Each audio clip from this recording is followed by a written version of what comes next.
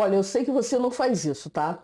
Mas você já parou para pensar por que que aquele aluno, aquela aluna, que são bem sem vergonhinhas, têm uma genialidade, uma criatividade tão grande para criar novas estratégias de cola e não usam essa mesma criatividade, essa mesma genialidade para aprender o conteúdo? É estranho, né? Mas isso, na verdade, tem uma explicação. O que acontece é que no ensino tradicional, aquilo que é dito que é o mais importante, que é o objetivo realmente, não é o que é expresso de outras maneiras. E só uma pequena porcentagem do que é dito é usado para a gente construir internamente o significado das coisas. Então, outros gestos, atitudes mais gerais, o gestual, o tom de voz, a cultura do lugar, isso te informa muito mais, pelo menos no nível subconsciente, do que realmente é feita a escola, a faculdade. E cá entre nós, o que realmente vale é se você tirou a nota ou não. Então, na cabeça desse aluno, gasta muito menos energia, muito mais fácil para ele criar uma maneira de colar, porque isso é uma adaptação ao ambiente, porque o colar vai levar ao objetivo que é, no final das contas, tirar uma certa nota, do que ficar se esforçando todo dia, revisando, estudando, pesquisando e tal. E ele não vai aprender, tá? Mas o objetivo, como a mente dele capturou, na verdade é tirar a nota. E aí, quando você define que o objetivo de tudo que acontece na escola é tirar a nota, você abre a sua mente para outras formas de conseguir a nota que não seja estudando e aprendendo, que é a forma que a gente gostaria que todo mundo usasse, né? Que seria o ideal. Se a escola funcionasse, era isso que as pessoas fariam. Elas estudariam para aprender e a nota seria uma mera consequência desse aprendizado. Na verdade, a gente não precisava nem ter nota, mas isso já é uma outra discussão. Porque a discussão de hoje é aprendizagem por questões. E eu vejo muita gente jovem falando disso nas redes e tal, e talvez surja uma pulguinha atrás da orelha de quem vê esse tipo de coisa, para se perguntar, será que esse negócio funciona? Será que esse negócio de aprender por questões, ou seja, primeiro estudar a questão, ler a questão, fazer a questão e depois procurar o conteúdo, será que isso tem algum fundamento?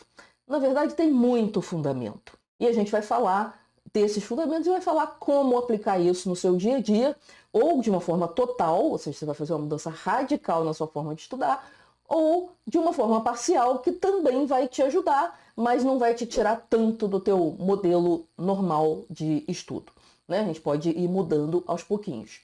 Bom, então se você já gostou dessa ideia, já dá aquele joinha aí antes que você esqueça. E se você não me conhece, meu nome é Ana Lopes, eu sou fundadora da Mais Aprendizagem e o nosso objetivo aqui é mostrar para você que aprender pode ser muito mais produtivo e também mais prazeroso. Aliás, a técnica que a gente vai ver hoje está mostrando justamente uma forma de aprender que é muito mais motivante e muito mais objetiva, muito mais produtiva. Vamos lá ver? Então vamos lá ver o que é esse negócio de estudar por questões. Eu já dei uma dica, mas depois, obviamente, eu vou dar um passo a passo, certo? E no final, se você não quiser seguir o passo a passo completo, você pode perfeitamente bem usar uma fração dessa ideia e ainda assim obter um resultado interessante nos seus estudos. Então fica até o final que você vai poder escolher entre usar 100% do estudo por questões ou usar uma ideia muito interessante que tem por trás dele para melhorar a tua forma atual de estudar, ok? Então vamos lá. A primeira questão que as pessoas se colocam é se esse negócio funciona, se esse negócio tem algum fundamento. Na verdade, tem vários, tá?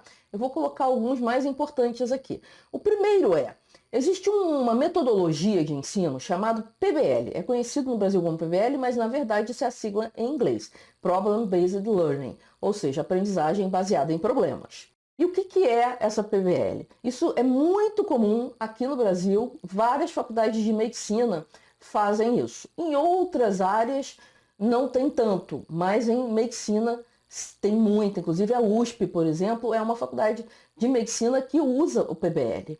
E o PBL, geralmente quando a gente fala em PBL, toda a faculdade é feita daquele jeito. Ou seja, ao invés dos estudantes irem para a sala de aula, aprender a teoria, ficar lá 3, 4 anos até ir para uma prática, para um hospital, para alguma coisa assim, eles são apresentados com um problema, geralmente no início da semana, ou no início de um período, né, de tempo curto, relativamente curto, e a partir desse problema eles se juntam em grupos para pesquisar possíveis soluções para aquele problema. E nesse processo de pesquisar as possíveis soluções, eles vão aprendendo as coisas que eles têm que aprender. Obviamente, isso tem que ser um projeto muito bem organizado pelo corpo docente, de forma que você garanta uma cobertura boa de tudo o que o aluno tem que saber para se tornar um médico, certo? Mas normalmente é uma metodologia que no exterior já começou há muito mais tempo e que de uns tempos para cá, de sei lá, uma década mais ou menos para cá, a gente começou a trazer para o Brasil, principalmente para as escolas de medicina. Lá fora também, os lugares onde mais se usa são escolas de medicina, MBAs, então são lugares assim em que a gente vê muito o uso da aprendizagem baseada em problemas. E o estudo por questões, ele seria uma forma de você aproveitar os benefícios da PBL quando a sua escola, a sua universidade, a sua pós-graduação não é montado dessa maneira, né? Porque tem muitos benefícios. Ninguém ia mudar radicalmente toda a estrutura de um curso para piorar a situação. E realmente algumas pessoas sentem uma certa dificuldade de se adaptar, porque passaram a vida inteira até o ensino médio estudando de uma maneira tradicional, e aí quando são jogados no PBL, as pessoas têm uma certa dificuldade de se adaptar, porque é uma metodologia de estudo muito mais ativa. Mas tem também outras evidências. Por exemplo, existem pesquisas na ciência cognitiva que mostram que o fator, entre vários fatores, tá? A forma de estudar, se a pessoa sublinha ou não sublinha o livro, se a pessoa revisa assim ou revisa assado e tal. Entre os vários fatores, aquele que tem o maior impacto quando você está falando de provas padronizadas, tipo Enem, concurso, vestibular, esses cursos de OAB, CFC, que é o equivalente da OAB para contabilidade e tal. Então, tudo isso são provas padronizadas e você, em alguns momentos da sua vida, vai ter que fazer provas padronizadas. Então, o fator que tem maior impacto direto na nota, no resultado de uma prova padronizada, é a quantidade de questões de teste que aquele aluno fez no mesmo modelo daquele tipo de prova. O que é mais ou menos óbvio, porque se você vai fazer uma prova que tem um certo formato e você estuda a fundo como esse formato se apresenta, né, e você se acostuma com aquilo, você vai ter um impacto muito grande. Mas não é só que faz sentido, porque às vezes a ciência tem uns resultados que intuitivamente não fazem muito sentido para a gente. Por exemplo, o fato de que se você lê mais rápido, você tem mais concentração e mais compreensão. Isso não é intuitivo, isso é contra-intuitivo. Mas o fato de que você estudar por questões para provas padronizadas causa um impacto muito grande, é uma coisa mais ou menos esperada, certo? Então, esses são só 2 elementos que eu vou trazer para vocês para dizer que sim, funciona. E como sempre, eu sugiro que você experimente. Mas para experimentar, você tem que saber como é que isso é feito na prática, né? Então vamos ver isso. Exatamente isso. O que se precisa para fazer um estudo por questões? Você precisa de 3 coisinhas. Primeiro, você precisa de uma lista de questões. Não precisa nem ser muito grande, depende do nível de complexidade. Você precisa ter o gabarito para saber se você acertou ou errou. Esse gabarito pode ser até o conteúdo teórico, alguma coisa assim. E uma coisa muito importante, você precisa de resiliência ao erro. O que é isso? Normalmente no ensino tradicional, o que acontece? As pessoas elas são punidas desde muito pequenas quando elas erram. Seja com uma nota ruim, seja com uma bronca do professor, uma bronca dos pais e tal. Então, a gente acaba criando uma relação muito ruim com o erro, o que é, para ficar engraçado aqui, um grande erro. Porque, na verdade, o erro, ele é um feedback natural para você entender que naquele ponto tem alguma coisa que você ainda não conseguiu pegar. Então, o erro, se for usado da forma pedagogicamente correta, ele vai ser só isso, um feedback. Então, idealmente, nós teríamos uma situação em que o aluno faz uma série de exercícios, o professor olha ali o que ele acertou, o que ele errou, e quando ele errou, o professor dá um feedback para dar uma ajuda para ele, um empurrãozinho, para ele rever alguma coisa e tentar acertar aquela questão. Tá? Isso acontece muito, por exemplo, nos cursos do Kumon, né? O princípio é mais ou menos esse. Mas é importante que você vá construindo na sua cabeça essa ideia de que o erro, principalmente nesse tipo de estudo, que é o estudo baseado em questões, não, o estudo por questões, que errar é bom, porque é quando você erra que você tem a oportunidade de aprender alguma coisa nova. Né? E essa seleção pelo erro e pelo acerto vai te direcionando para estudar exatamente aquilo que você precisa aprender e ainda não aprendeu. Certo? Então, como é que seria o ciclo para você fazer isso? Bom, a resiliência, na verdade, é um trabalho interno seu, né? Como é que você vai enxergar o erro daqui para frente? Por exemplo, no vídeo que eu falo sobre flashcards, que vai aparecer aqui em cima, eu falo muito dessa questão de que as pessoas não querem estudar para flashcards ou não querem fazer revisão das coisas, porque na hora que ela vai fazer a revisão, vai olhar os flashcards, ela vai se confrontar com o erro. E como a gente está acostumado a ter reações emocionais muito ruins ao erro, ao nosso próprio erro, a gente acaba procrastinando coisas tão importantes quanto uma revisão diária dos assuntos que você está estudando, por exemplo, e que podem te economizar um monte de tempo. Só que aí você tem que aprender a enfrentar e não se frustrar tanto quando você erra. Quando você erra, é porque realmente você tinha que estar revendo aquele conteúdo. É só isso que, que o erro tem que representar para você. Principalmente se você está no momento de revisão, no momento de estudo, etc. Bom, então vamos ver o ciclo aqui do estudo por questões. Então, a primeira coisa é você pegar uma questão, né, uma única questão, e tentar resolver. Pode acontecer várias coisas aqui. Pode ser que você não consiga, não saiba nem por onde começar. E pode ser que você tenha uma ideia de por onde começar e consegue rascunhar ali uma resposta, mas não consegue ir até o final. Tá? E pode ser que você escreva até o final, obtenha uma resposta que pode ser certa ou pode ser errada, ok? Porque às vezes a gente acha que entendeu um negócio, mas entendeu errado. Isso acontece também. Então você vai começar questão por questão aqui, tá? E uma dica muito legal, que não está escrito aqui no mapa, mas que é legal você levar para você não limite, eu vou estudar essas 2 horas, nessas 2 horas eu vou fazer 10 questões. Não, ou você limita a quantidade de questões, ou você limita a quantidade de tempo. Se você delimitar os dois, você vai gerar uma ansiedade muito grande. Porque normalmente a gente acaba querendo fazer muito mais questões do que o tempo permite. E aqui você nunca sabe. Se você acertar uma questão, você vai para frente. Se você não acertar, aí você vai ter que pesquisar, você vai ter que ver onde foi que você errou. E isso pode tomar muito tempo. E de repente você tem ali um período de estudo de 2 horas em que você só resolveu 2 ou 3 ou 4 questões. Isso não é problema nenhum. Porque se você errou essas questões e estudou, fez os próximos passos, você fez um estudo muito bem focado, muito objetivo, que é uma das vantagens desse método de estudo.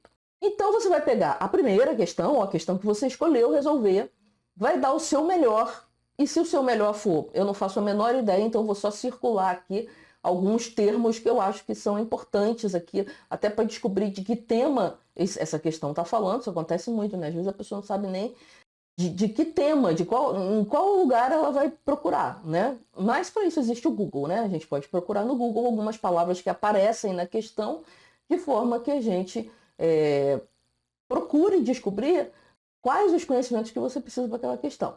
Claro que a forma mais rápida é você perguntar para um colega, perguntar para um professor: vem cá, eu não estou entendendo essa questão aqui, eu não sei nem de onde sai, o que eu tenho que estudar para conseguir resolver essa questão? E normalmente um professor daquela matéria vai te ensinar, vai te dizer: isso aí você tem que saber equações de segundo grau, alguma coisa assim, tá bom? Uma coisa que você nunca deve fazer, principalmente quando você está estudando questões que são de múltipla escolha, porque você está estudando material antigo, né, provas antigas, que é muito bom, é não chutar. No máximo, o que você vai fazer é olhar as alternativas e, de repente, você fica em dúvida entre duas. Aí, qual é o instinto natural da gente? É tentar chutar, mas não faça isso. Porque se você tenta chutar e acerta, você acaba achando que sabe, quando na verdade você não sabe. Então você pode até colocar que ficou em dúvida só entre aquelas duas, que as outras três você sabe que estão erradas, e aí depois você vai seguir o seu caminho, né? Que é conferir essa resposta. Lembra que a gente tem que ter um gabarito, algum lugar para buscar essa resposta. Se você errou, oba, aqui está a oportunidade de aprender uma coisa que eu ainda não sei. Então isso é muito legal, como se você estivesse buscando os furos da sua formação. Tem coisas que você sabe e tem coisas que você não sabe. E aí você vai estudar, não pegar um livro do início, estudar 10 coisas que você já sabe de novo, para depois chegar na coisa que você não sabe. Você vai buscando pelas questões aquilo que você ainda não sabe. Então, se você errou, bata palmas, porque agora vem a parte legal, que é você estudar, de preferência na hora que você cometeu esse erro, por isso que é uma questão de cada vez. E aí, você vai estudar só o conteúdo suficiente para você entender os conceitos relacionados naquela questão e resolver aquela questão. Certo? Então você pega lá, é uma questão de gases nobres. Então eu vou dar uma estudada em gases nobres. É uma questão de juros compostos na matemática financeira. Então eu vou lá, vou estudar juros compostos, tem alguma coisa que eu não estou entendendo, uma fórmula que eu não memorizei direito e tal. Então você vai lá, resolve a questão, resolve aquilo que estava fazendo você errar. Se, por exemplo, era a memorização de uma fórmula, você vai ter que memorizar essa fórmula. Você vai ter que parar um tempo e falar assim, agora eu vou memorizar essa fórmula, porque na hora da prova eu não vou ter a fórmula na minha frente. Tá? Geralmente é assim. E um quinto passo é você guardar essa questão para mais tarde, numa revisão, você refazer essa questão. Porque agora você vai resolver novamente, mas você está com as ideias muito frescas na cabeça. É importante que você armazene essa questão que você errou para você revisar, porque esse é um conteúdo novo que você aprendeu agora. Então, para você ter certeza de que você realmente aprendeu, é importante que você coloque isso em algum lugar que em algum momento você vai fazer revisão. E se você acertou? Se você acertou, parabéns, vai para a próxima. Procurar alguma coisa que você ainda não sabe nesse conteúdo, certo? Idealmente, você acerta algumas para não se sentir tão mal e vai ter ali uma lista de exercícios compatível com o seu grau de conhecimento e você acerta algumas e erra outras. Mas se você resolver usar essa estrutura aqui para começar do zero, você pode, desde que você tenha uma boa resiliência ao erro, porque no início você vai errar praticamente tudo. E aí você vai descobrindo qual é o assunto que você tem que estudar e você vai estudando. É fora de ordem? Mas o conhecimento é construído fora de ordem. Quem disse que o nosso cérebro raciocina de forma linear? Não raciocina. Não é à toa que os mapas mentais, que são totalmente não lineares, como você está vendo aqui, tem vários caminhos a serem seguidos, o cérebro memoriza isso muito melhor. E nessa hora você pode se perguntar, mas Ana, esse negócio não vai deixar o meu conhecimento muito incompleto? Bom, vamos ver aqui. Claro que estudar por questões vai ser mais fácil quando você já tem algum conhecimento do assunto, certo? Então, isso é o caso, por exemplo, de Enem vestibular. Porque o que cai no Enem no vestibular? As coisas que você estudou no ensino médio. Mas eu não lembro nada, eu tive um ensino médio ruim. Não importa, alguma coisa você aprendeu. Então, você nunca está começando do zero. E a mesma coisa para aquelas provas de profissões que exigem uma prova externa para você poder atuar, como é o caso de Direito, que tem a prova da OAB, Contabilidade, que também tem uma prova específica. Concursos também, em geral, você não parte do zero. Você já tem algum conhecimento, pelo menos de português, de matemática básica, alguma coisa você já tem. Às vezes a gente subestima um pouco aquilo que a gente sabe. Ou aquelas provas da medicina, o Revalida, por exemplo, para quem fez medicina no exterior, a residência para quem quer se especializar em alguma área, tá? Então, todos esses tipos de provas você já tem algum conhecimento. Você tem que se preparar mais para aprender a responder com velocidade o tipo de questão que aparece nessas provas, certo? Então, é uma forma muito legal de você estudar, porque você já tem alguma base e porque a perspectiva de uma pessoa que, por exemplo, passou 5 anos fazendo direito ou 6 anos estudando medicina, ter que reestudar aquilo da forma tradicional de novo, geralmente é muito desmotivante quando não deixa a pessoa num estado de nervos horroroso, né? Então, essa forma de estudar ela é tão diferente que acaba sendo ótimo para motivação. porque é mais prático, você está indo naquele conhecimento que você sabe que vai ser útil para a prova, inclusive aprendendo os próprios jeitinhos, né? O próprio formato da prova, as coisas onde pode ter uma pegadinha e coisas desse tipo.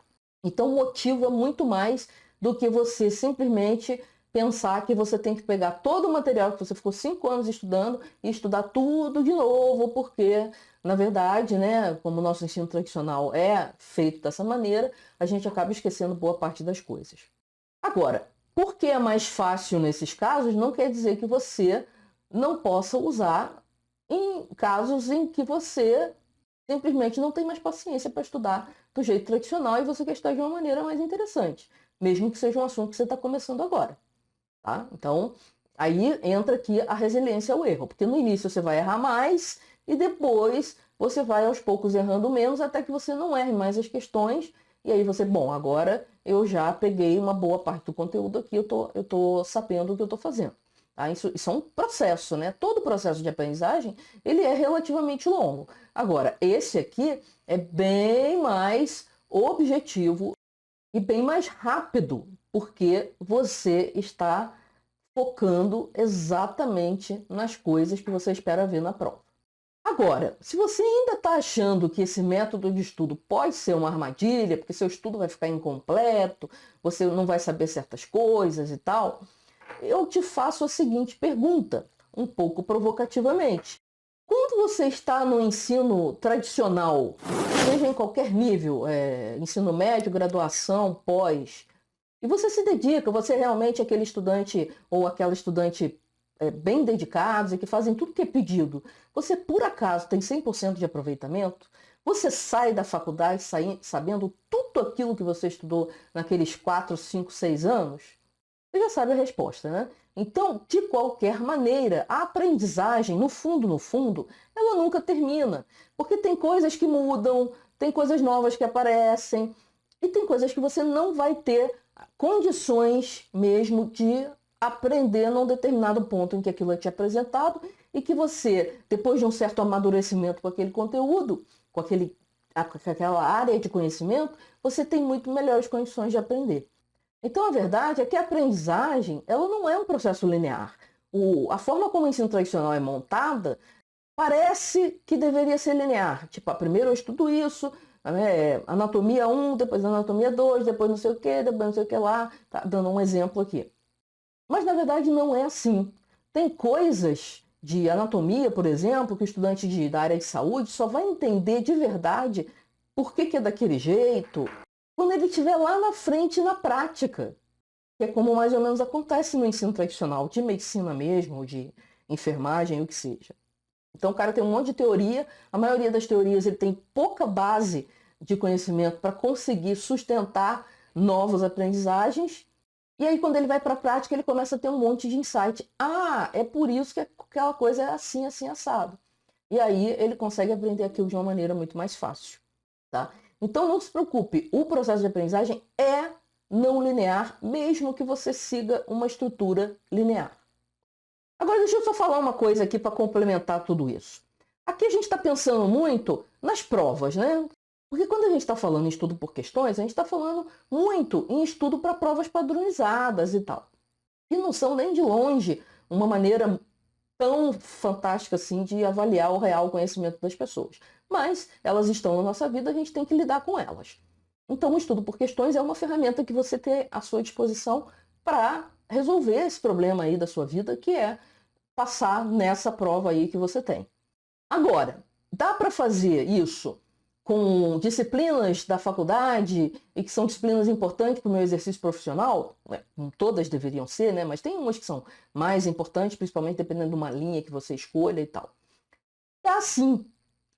Se você se sente motivado nessa forma de estudar, você pode usar isso para até você resolver as questões, por exemplo, de um livro didático, alguma coisa assim.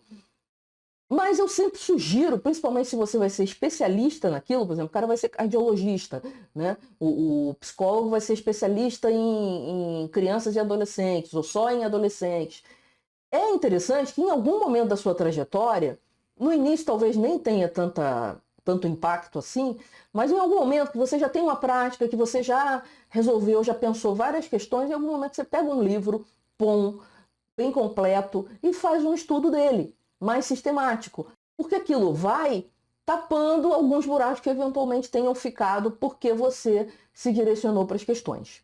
Então é isso, dá para usar em qualquer situação, tá? Como eu disse, tem faculdades inteiras que são baseadas 100% em PBL, que seria o equivalente do estudo por questões.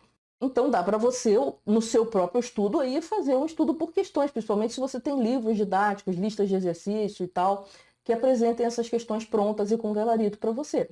Aí realmente fica muito fácil de fazer.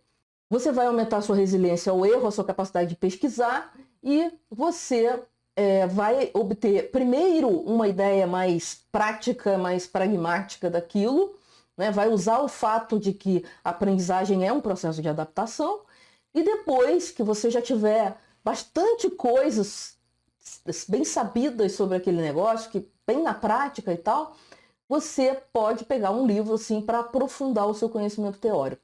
É muito difícil fazer o contrário. Você pegar um bom livro e ficar muito bom em alguma coisa só com aquele livro, quando você não tem conhecimento prático, um conhecimento um pouco mais solto, onde você vai agregando os conhecimentos teóricos. Porque normalmente a ordem é invertida no ensino tradicional. Você primeiro precisa ter contato com o concreto para depois começar a teorizar sobre aquilo.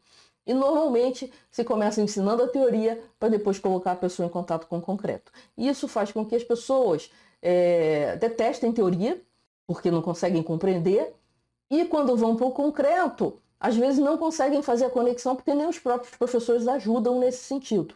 E aí sim fica muita coisa para trás e a gente sai da faculdade com aquela sensação de que aprendeu 10% do que deveria ter aprendido. Agora vamos voltar lá para a gente fechar esse assunto. Mas antes disso, você já deu um joinha? Você está gostando até aqui? Você acha que esse é um método bacana para você tentar aplicar na sua vida? Então, deixa aí aquele joinha. Se você não está inscrito nesse canal, você não sabe o que está perdendo, se inscreva, porque aqui tem vídeo novo toda semana. Agora sim, nós vamos lá finalizar e ver como que a gente pode usar pelo menos uma parte dessas vantagens do estudo por questões, mesmo que a gente resolva continuar num sistema de estudo mais tradicional, mais próximo daquilo que a faculdade faz, que a escola faz, alguma coisa assim. Então vamos lá. Então, uma coisa que você pode fazer sempre, deve fazer sempre, independente do ciclo que você está seguindo, se é um ciclo mais tradicional ou um ciclo mais voltado para as questões, para os exercícios, para a prática, é você ler as questões propostas num capítulo de um livro didático, por exemplo, ou na lista de exercícios do seu professor, antes de estudar, antes de assistir a aula. Por quê? Porque isso vai ativar as áreas certas do seu cérebro. Quais são as áreas certas? São aquelas áreas onde os conceitos relacionados àquele conteúdo estão por ali, né? Tem a memória de longo prazo, ela está espalhada pelo cérebro inteiro. Mas se você ativa pelas questões alguns conceitos que você já sabe que vai precisar entender para resolver essas questões depois, você facilita muito mais o seu cérebro a ficar ligado nas coisas certas enquanto você está estudando. Então você meio que direciona a percepção do seu cérebro. Isso inclusive tem a ver com uma área do cérebro que se chama sistema ativador reticular, que faz essa filtragem. Então, esse priming, esse aquecimento, ele é muito legal. Ler as questões antes é uma forma de fazer o priming. Uma outra forma de fazer seria você, por exemplo, revisar o que você estudou da última vez. Então, se você tem lá um mapa mental das últimas coisas que você estudou, você dá uma revisada rápida naquele mapa mental, porque revisão de mapa mental é sempre muito rápido, muito ágil, e isso já aquece o seu cérebro para você continuar os seus estudos com matéria nova. Outra forma de fazer o prime é você tentar lembrar o máximo possível das coisas que você já viu até agora e tentar imaginar o que vem pela frente. Por exemplo, isso pode ser só mental, não precisa escrever nada. Então são várias maneiras de você fazer o priming. Mas o aprendizado por questões acaba fazendo isso naturalmente. E se você não quer fazer o aprendizado por questões completo, você pode usar as questões só para ler. Você não precisa tentar resolver, porque às vezes é bem difícil mesmo, principalmente no começo de um assunto muito novo. Então você simplesmente lê as questões, presta atenção nos termos que se repetem, se você tem uma lista razoavelmente grande de questões, no tipo de coisa que é perguntado e tal. Dá uma lida ali que o seu cérebro vai dar um jeito de aquecer os conceitos certos e facilitar a sua vida na hora que você voltar lá para o início do capítulo e começar a estudar aquele capítulo. Certo? Então isso aqui é para aqueles que não estão querendo arriscar muito. Mas eu sempre gosto de sugerir que você tente. Tente aí por 1, 2 semanas, pega uma matéria. E olha, eu estou totalmente ciente de que isso é uma mudança radical. Né? Se você falar assim, nossa, isso realmente funciona muito bem, agora eu quero fazer isso para o resto dos meus estudos. Beleza, mas você só vai conseguir realizar essa mudança radical se você fizer isso com um método. Como assim método, Ana? Com um método que permita que aquilo se torne um hábito. Porque você tem aí muitos e muitos anos de hábito de estudar de um determinado jeito. Então, para você transformar a sua maneira de estudar 180 graus, como é o caso aqui, né, você virar o negócio de cabeça para baixo, você precisa ter um método para criar esse hábito da forma que você mais vai se adaptar, dependendo do nível de resistência que você tem a esse método ou não, ok? E como é que a gente faz isso? Bom, isso eu explico no meu aulão de hábitos. É um aulão porque realmente eu pego 3 estratégias de 3 autores diferentes, explico como aplicar e explico para você em que circunstâncias você deve usar cada uma delas. Porque existem técnicas para a criação de hábitos e se você tentar aplicar para a circunstância errada, ela não vai funcionar. E aí você vai ficar com baixa autoestima, você vai ficar achando que você é indisciplinado, aquela coisa toda. Quando na verdade você só usou a estratégia errada para aquele tipo de hábito. Tá? Então lá você tem todas essas informações. Quais são as estratégias, quais são as situações em que você usa uma ou a outra. Tá? Então é um aulão realmente muito profundo e que você vai aprender muita coisa, inclusive a criar esse hábito bastante diferente de primeiro olhar as questões e depois realmente estudar. E estudar, se você quiser ir até o final, estudar só aquelas questões que você erra. Então eu estou esperando você lá no aulão de hábitos. Só que antes disso, peraí, já deu o seu joinha? Se você não gostou, falou assim, nossa, eu fiquei até aqui e foi horrível, dá um dislike também, porque eu também preciso desse feedback. Se você ficou com alguma dúvida, comenta aqui embaixo. E se você ainda não está inscrito no canal, se inscreve, porque aqui a gente tem vídeos para você aprender de uma forma mais produtiva e muito mais prazerosa toda semana. Beleza? A gente se encontra lá no aulão de hábitos. Tchau e até a próxima.